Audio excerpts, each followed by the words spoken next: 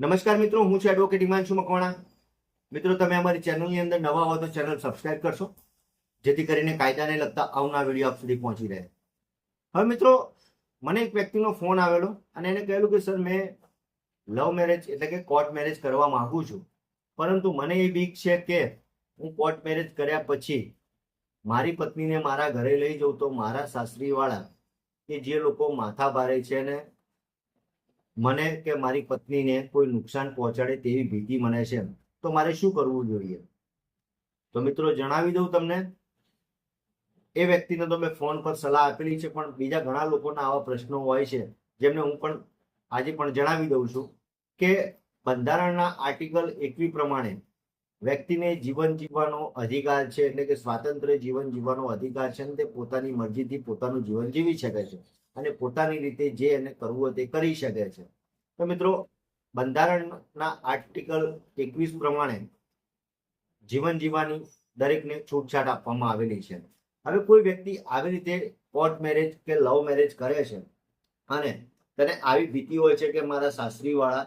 કે મારા એના સગા સંબંધીઓ અમને મારે કે અમને એ કરે, તો મિત્રો, તમે કોર્ટ મેરેજ કર્યા બાદ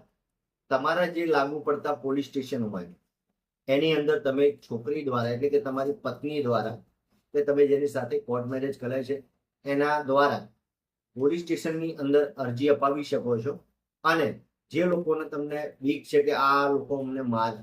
મારશે કે અમને હેરાન પરેશાન કરશે, તેઓના નામ જોગ તમે અરજી આપી શકો છો ને તે લોકોના જામીન પણ તમે લેવડાવી શકો છો. પરંતુ તમને પોલીસ સ્ટેશનમાં અરજી આપ્યા બાદ પણ આવ્યો બીક રહે છે, તો તમે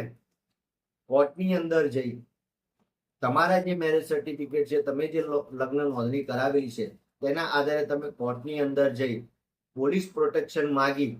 અને તમે પતિ પત્ની તરીકે સાથે રહી શકો છો. એટલે કે તમે કોર્ટની અંદર જઈ તમે રજૂઆત કરો છો, અરજી કરો છો, કોઈ એડવોકેટને મળો, એડવોકેટને મળ્યા બાદ તમે કોર્ટની અંદર પોલીસ પ્રોટેક્શન દાખલ કરો છો. એટલે કે પોલીસ પ્રોટેક્શન મેળવવા માટે કોર્ટની અંદર અરજી કરો છો અને એ અરજી કર્યા બાદ કોર્ટ તમને પોલીસ પ્રોટેક્શન આપે અને એ પોલીસ પ્રોટેક્શન લીધા બાદ તમે તમારી પત્ની સાથે કે તમારા પતિ સાથે શાંતિથી એક જ છત નીચે રહી શકો છો. મિત્રો, વિડીયો ગમે તો લાઈક કરજો, શેર કરજો, કોમેન્ટ કરજો.